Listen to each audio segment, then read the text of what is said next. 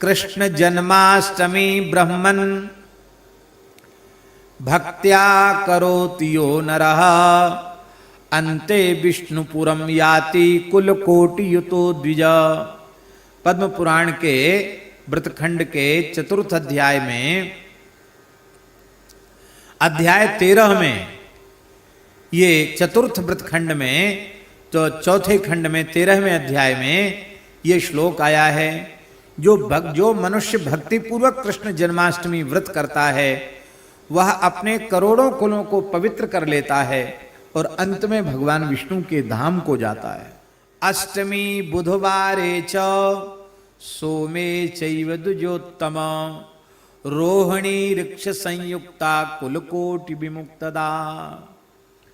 अष्टमी भादों कृष्ण पक्ष की अष्टमी तिथि हो और सौभाग्य से बुधवार का दिन हो अथवा सोमवार हो, सोमवार की भी महिमा है, और रोहिणी नक्षत्र हो। सप्तमी विद्या जन्माष्टमी व्रत का बड़ा निषेध पद्म पुराण में किया गया, स्कंद पुराण में भी किया गया।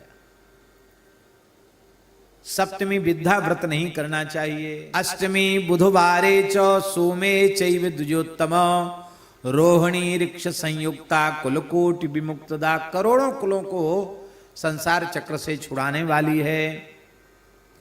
महापातक संयुक्ता करोति व्रतमुत्तमम सर्व पाप विनिर्मुक्ता चांते याति हरेर ग्रहम।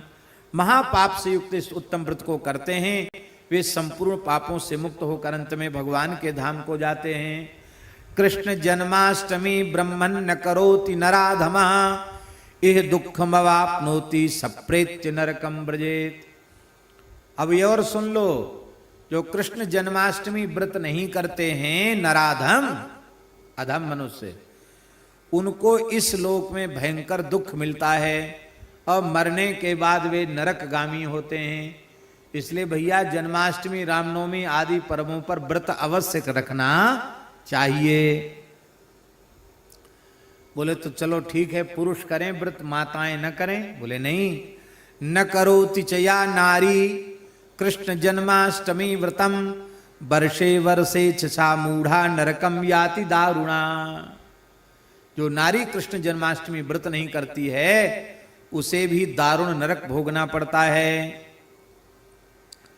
जन्माष्टमी के दिन जो कुछ खाता है, जन्माष्टमी दिनो यो वै नरो स्नाति विमूढ़धि महानरक मस्नाति सत्यम सत्यम वदाम्यहम। भगवान व्यास कह रहे हैं मैं सत्य सत्य कहता हूं, जन्माष्टमी के दिन जो कुछ खाता है उसे महानरक की प्राप्ति होती है।